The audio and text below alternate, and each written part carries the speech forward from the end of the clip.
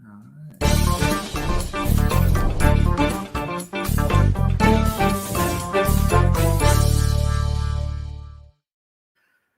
and welcome everybody to another episode of the Independent Podcast.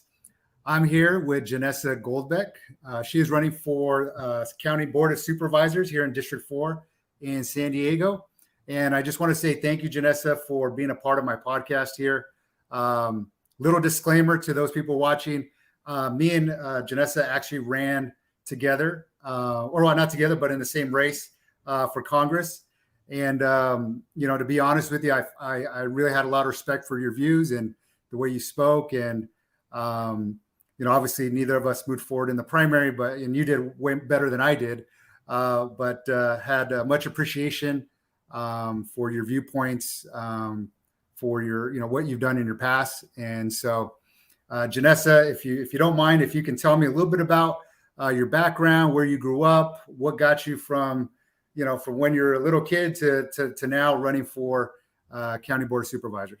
Yeah, absolutely. Well, thanks so much for having me, Fernando. And it was so cool to reconnect with you at a recent town hall. We definitely enjoyed being on the campaign trail together. I think a lot of people don't realize when you're running for an office, you spend a lot of time with your opponents, going to forums and debates, and that background conversation that happens while you're in the wings or waiting to go in for your endorsement interview.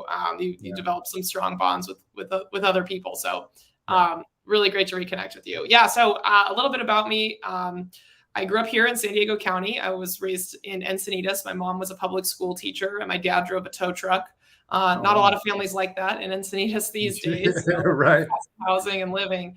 But I was really fortunate to get to go off to college at Northwestern University in Chicago, where I studied journalism and African studies. And as part of my African studies, I studied abroad in Uganda and Rwanda. And when I was in Rwanda, I learned that there was an ongoing genocide in a country just about 1,500 miles away in the Darfur region of Sudan. And in Rwanda, the remnants of the genocide were very present and very recent. There were still churches with literal human bones in them. The international community had put up a memorial that said never again. And yet here it was unfolding just a few thousand miles away. So I was 19 years old. I was pretty fired up to do something about it. Came back to the United States, started organizing on my campus. There's a big Sudanese diaspora actually in Chicago. And so our movement grew very quickly. By the time I was the senior in college, I was the national organizing director for the student movement to end the genocide in Darfur, which had hundreds of thousands of students participating. So I thought, well, I'll take a year off from journalism. I'm going to move to Washington, D.C. Ended up spending almost 5 years there as a human rights advocate, working professionally to protect civilians in conflict zones. That's where I cut my teeth on learning how to take the political will of regular everyday people and translate that into federal legislation. We were able to work with both the Bush administration and the Obama administration to pass federal legislation that protected civilians in conflict zones. And I love doing that work, but I realized pretty quickly that the work of our humanitarians on the ground was often, their ability to operate was often dictated by the security situation. And the security situation was dictated by whatever security force was there. And there weren't a lot of people who had both experience on the security side and as a human rights advocate. So I thought it'd be helpful to have both. So at the age of 26, I decided to join the United States Marine Corps as a combat engineer officer. I spent the next 7 years working in the Marines, totally fell in love with it. I also served as a uniformed victim advocate for Marines and sailors who had experienced sexual assault. And I really loved it. I mean, the Marine Corps is chaos and mayhem every day. I got to see some really amazing parts of the world and meet people I probably wouldn't have met otherwise. And probably would have stayed in a bit longer. But a couple things happened. One, politics changed in our country. President Trump was elected as an out LGBTQ service member. It didn't really feel super safe for me, given some of the policy changes that were occurring. And two, my mom got really sick, and this is probably more important. Honestly, she was diagnosed with Alzheimer's. I'm an only child. My parents were divorced, and so I knew I had to come home to take care of her. So that's what I did. And ever since then, I've been running a national veterans advocacy organization called Vet Voice Foundation. We represent over 1.5 million vets and military family members around the country. And our job is really to elevate our community's voice in policy conversations that impact us, whether that's federal legislation, state legislation, or local legislation. And I've been really proud to be a part of passing big bills that create systemic change, such as the PACT Act, which expanded healthcare benefits to over 5 million new veterans around the country. And I want to bring that experience to the County Board of Supervisors, which is why I decided to get in this race a few months back. That's awesome. What now was being in the Marines something that you always knew growing up, or was that kind of like brand new in your mid-20s? Yeah, I'm laughing because my parents are total hippies growing up. Okay. Now my dad's a Republican. He like kind of moved over on the political spectrum. Yeah. Like if there's a circle, he was like an extreme hippie, and now he's like a big fan of Trump, and he's a Republican. But when I was growing up, they were. I grew up vegetarian, Hindu, pacifist. Wow. My parents are white people. They're white Hindus. I call them Windus. It's not really a thing. But yeah, what I knew about the Marine Corps was to stay away from Oceanside. That's what my dad. So, my grandparents, both my grandfathers served in World War II. My great grandfather was in the Army. He was actually a horseshoeer in World War I. But that was like my whole experience with the military was. The greatest generation and even earlier. So it really shocked my friends and family when I told them I was joining the Marine Corps. I mean, my friends in the human rights community were like very surprised.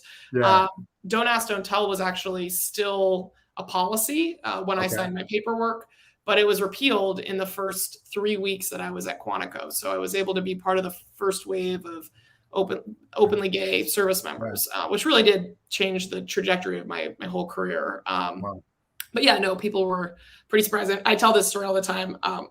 When I came out to my parents when I was 19, they said, we love you no matter what. We just want you to be happy. And when I told them I was joining the Marine Corps, they said they were really disappointed. They were like, these are not the values we raised you with. They came around, something about your kid in uniform kind of changes things. That's funny. Now, I always ask this to people who run for political office. There's so many, I think in District 4, there's 700,000, maybe 400,000 voters, somewhere around there. I don't know the exact, but there's 4 people who've chosen to run, meaning that out of all those people who could technically run, 4 people are taking the initiative. What drives you to be one of those 4, those very few people who, because I'm pretty sure we both have friends who are always talking politics. They all have their views. They all think we need to do this, this, and that. But very few people put their name to paper and say, I'm going to be the one to stick my neck out, dedicate the time, put in the effort. Why do you do that? What makes you, what burns inside of you where you have to do that? Yeah, well, I mean, I think better than most that running for office is not like it seems on TV. You don't just like decide you're going to run and then a staff shows up and like there's an American flag waving behind you wherever you go. It is a lot of hard work, and you're also opening yourself up to constant criticism, and that's tough. So I think it takes an individual who's really passionate about making change in their community to put up with all of the challenges and hardship that comes with running. But at the end of the day, for me, the reason I got in this race is this is my home. It matters to me what happens here. And I have over 15 years of experience working to make change at the highest levels of government, all the way down to, local ordinances in our backyard. And when I look around San Diego County and I think about some of the challenges that are facing our region, whether it's homelessness or the cost of living or rising crime, I feel like my experience could be really valuable here. And the relationships I have at the federal and state level can really help us bring in the resources and the expertise to be able to do more than just kind of take little bites at the apple. We need to do some pretty big things in San Diego County if we're really going to address our housing shortage and make this a more livable place for working class and middle class families. And that's not going to be accomplished by local government on its own. Anybody who comes in here and says, like, I'm going to solve it by myself, is selling you a bridge over a landmass, or whatever the saying is. But it's going to require partnership. And so I think having that experience is really valuable. And, at the end of the day, being in public service is a privilege, right? You have the opportunity to make big decisions that impact hundreds of thousands of people, if not millions, in the county. And I think that it's important that anybody who steps up and wants to put themselves, through the process and wants to volunteer to be in that position deserves respect. I respect the other candidates in this race for putting their hat in the ring. And I just hope that, given the nature of this election, a special election in August that a lot of people aren't expecting, I hope that voters get the word and have the opportunity to participate and weigh in, because it is a really big decision. Yeah, absolutely. Now, some of the there's a few topics out there, but I think the one thing that's really on everybody's mind is homelessness.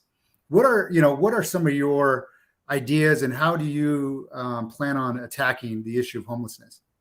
Yeah, well, for many years, the county actually said, we're not going to do anything on homelessness. That's not our job. That's on the cities. Even though the county is the largest and best funded entity in the region. And I think we've seen over the last few years a shift in thinking there, which is really positive, because the county has health and human services, thousands of employees who are on the front lines of our behavioral health crisis, mental health, addiction, social workers. Your wife is a social worker. My wife is in social work. We know firsthand from their experiences and obviously the experiences of so many others, how underpaid, understaffed, undermanned these folks are. So, we need to first and foremost make sure that we have the right people in place to be able to address these challenges. There was a report that was done recently by San Diego Workforce Partnerships that estimated we're going to need 18,000 new behavioral health workers in the next decade to meet the scale of the need here in San Diego County. And in order to recruit those people and retain the ones we already have, we have to offer competitive pay and benefits to them that keep up with the rise in inflation and the rising cost of living here. So, obviously we can't address the problem if we don't have the people power to do that. So I think that's one place where the county and supervisors in particular can really make a difference, because they're the ones who negotiate the contract with those employees and unions and contractors. So that's one thing. The second thing is there was a movie that won the Oscar this past year. My wife didn't like it. I loved it. Turns out the executive producer and I went to high school together. I didn't know at the time. His name's Jonathan Wong. He graduated from San Diego High School Academy, just like me. But the movie was Everything Everywhere All at Once, right? And I think that that's the approach to homelessness that we actually need to have, because people who are experiencing homelessness are not a monolith. We do have people who have extreme mental health challenges and addiction issues. And we need to make sure, as I mentioned, we've got the people who have the expertise to help them, and also the types of shelters, whether that's a crisis stabilization unit or a detox bed available for them when they are ready to go into that, treatment facilities for folks who are struggling with addiction. But we also have people who are really trying hard every day to get off the streets. The fastest growing demographic in our homeless population are people over the age of 55, seniors. And I just don't think it's right from a moral perspective to have our elders living on the streets. And so if we can do more to build senior housing, whether that's utilizing existing county lands or reducing development impact fees for senior housing facilities, expanding our long-term care facilities. Governor Newsom has a new stream of funding available to incentivize counties to do that so that we can provide affordable housing to our seniors. That's a big deal. We also can make sure that we are doing everything we can on the preventative side. So right now the county has a pilot program where they offer a $500 a month stipend to the landlord if a senior's rent, who's on a fixed income, if their rent goes up and they can't afford it.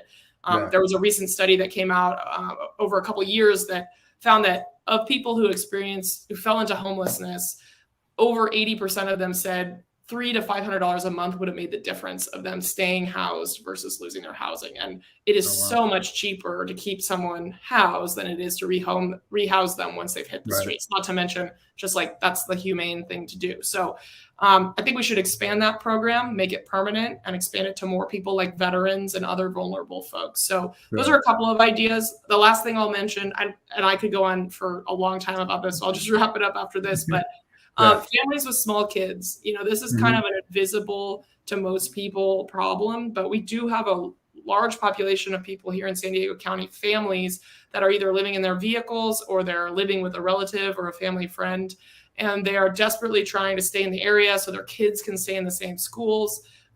That's just heartbreaking to me. These are people and families and kids who deserve a hand, especially because we know that, what happens if somebody has a rocky start in childhood. They're just, set up for a lot more challenges later in life. So I think partnering with, our school districts and partnering with our state and federal partners to find funding to ensure that families with small children are housed as soon as possible, or provide preventative measures to keep folks who are housing insecure in their homes is really important. And we should start with these folks who are really, really actively trying to get off or stay off the streets.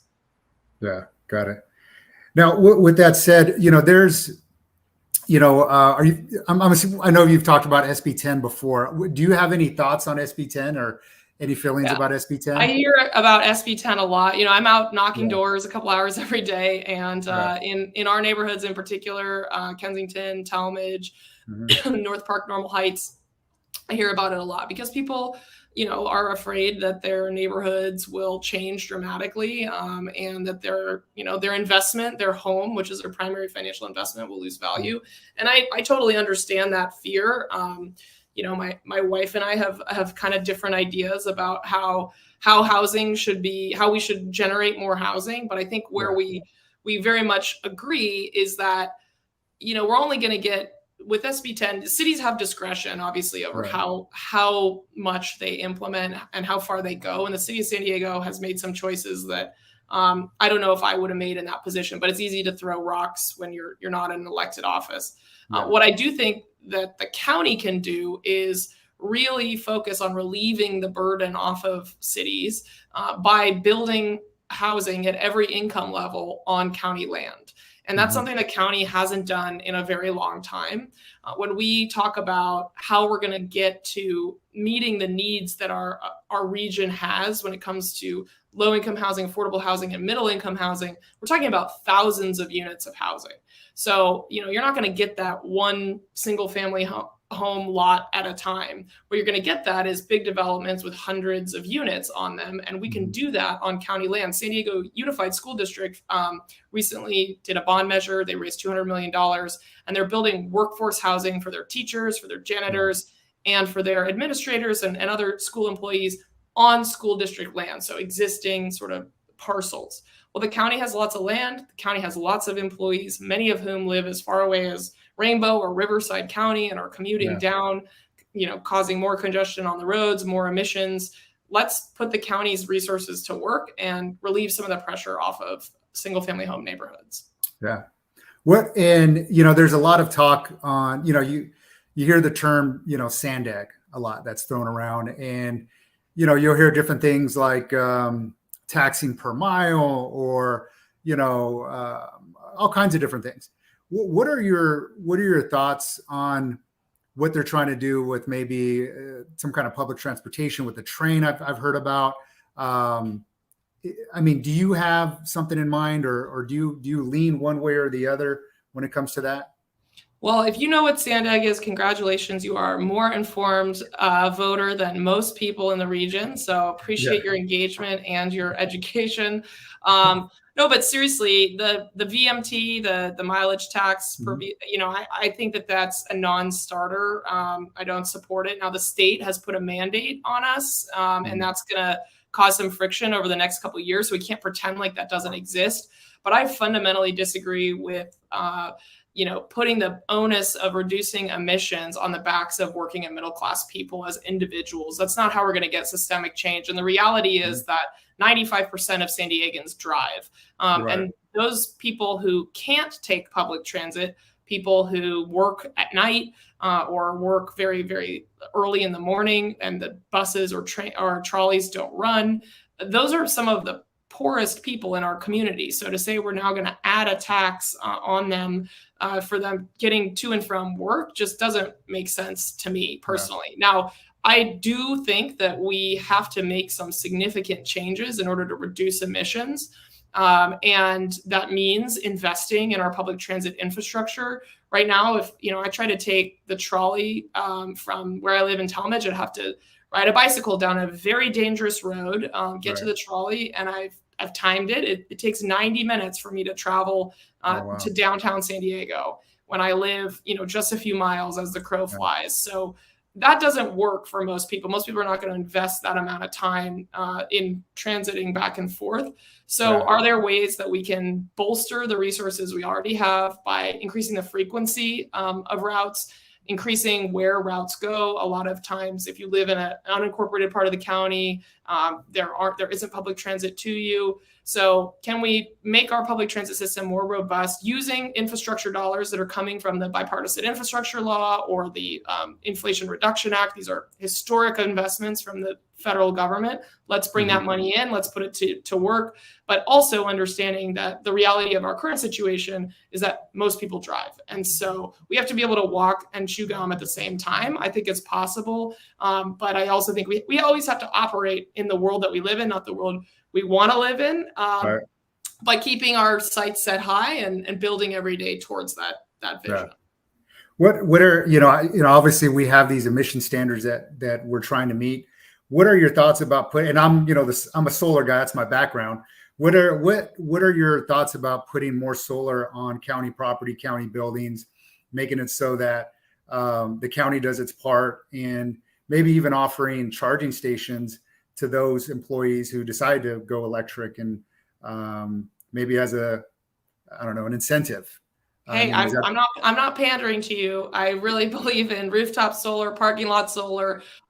As much as we can do to incentivize. Well, first of all, it's a great idea. I mean, bringing more energy onto the grid and investing in clean energy technology is incredibly important to helping us reduce emissions overall. But anything we can do to incentivize people to make a transition also to an EV. Obviously, the state has passed laws about electric vehicles, and the future is, we think we know where we're going with that future, but we don't have the infrastructure right now to support every single person in California having an EV, whether that's our grid or our charging station. So I absolutely think the county can be a big partner in that. Gotcha. And, one thing I'm pretty passionate about, and, I'm very involved with an organization called Represent Us. We talk a lot about ranked choice voting. Would that be something that you'd be open to maybe bringing up at the county level? Is that, do you lean one way or the other? Is that something that you've ever thought about, or is it even an issue for you? Yeah, I've talked about this a lot. There's actually a group here. They're a national group, but one of their founders is from San Diego. His name's Eric Bronner. He's a fellow vet, and he's actually like part of the Dr. Bronner's family, which I found out after we'd been talking for a bit. But they're called, the group's called Veterans for Political Innovation, and they're working to pass ballot measures around the country to bring ranked choice voting to the forefront of our democracy. I think that ranked choice voting is a really exciting proposal here in San Diego County. I believe when I talked to Eric about it last that they were thinking about a ballot measure here in San Diego County, and I have to look at our charter to understand how we would go about doing that logistically. But I do think it's definitely worth taking a look at, especially, in our increasingly polarized environment in this country. Finding a way to involve more people in the process of our democracy, and bringing in candidates, who have to sort of work together to a degree in order to succeed and go forward is really interesting. Now, I don't think it's a silver bullet, because outside special interests can influence elections in our democracy in some pretty insidious ways. And I don't think that necessarily goes away with ranked choice voting. So, I do think doing some reforms on our, public financing of elections, I'm a huge fan of. But I think there's a lot of work to be done. But it's definitely a proposal I'd be open to, and I'd love to continue exploring, because what we're doing right now is only driving, people further and further away from each other. Yeah, absolutely. When it comes to politics, is there somebody out there? Is there a politician present in the past that you really kind of look up to, that you would like to emulate? Is there anybody, and if not a politician, is there somebody out there that like I said, you look up to or would like to emulate? Who I think is going to be president one of these days, and I've been saying this for years, and people laugh at me, but I think I'm right, is Dwayne "The Rock" Johnson. Do you think he has a chance? He's so American. Like, he's beloved, he's a badass. Sorry, I don't know if I'm allowed to. That's okay. That's fine. He's he sets the bar, he's kind of motivating people to set the bar higher for themselves. I think it could happen in our lifetimes. Who knows? Yeah. No, but when it comes to elected officials, I am really, inspired by people who have broken down barriers. Barack Obama's historic win in 2008 was just incredible if you kind of track how all of that occurred. As someone who, is in politics and runs campaigns and is interested in them, just think the power dynamics that he had to navigate to get to where he was super inspiring, how he was able to build the coalition to be successful. And then in office, I think that we are in a time right now where we have incredible income disparity. We've never had a greater gap between the wealthiest and the poorest in this country.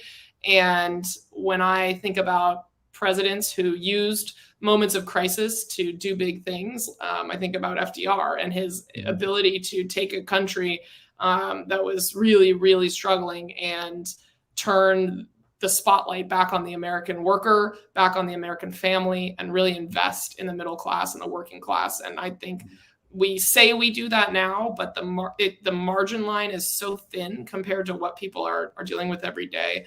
I'd love to see more of that. And I guess finally I'd say, because I'm a Democrat and just, a total stereotype, like President Bartlett from The West Wing, like, how could you?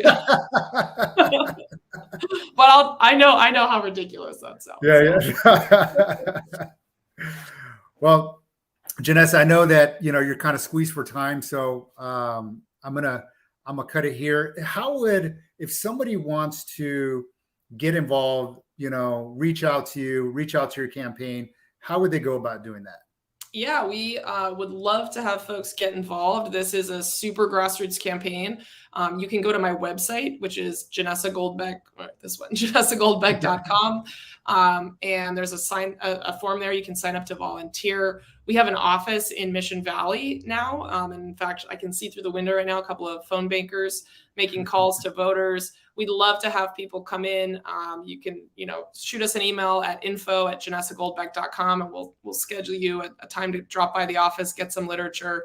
I'm here almost every day and would be happy to chat at length with anybody who's interested. So visit the website. That's the one-stop shop, janessagoldbeck.com. Awesome. And I'm also going to put your information on this as well, so people can reach out that way. Janessa, once again, just want to say thank you so much for coming on the podcast. I wish you nothing but success. And thank you for having me. And thanks for all the work that you do to have these conversations and bring people into the conversation. That's really awesome.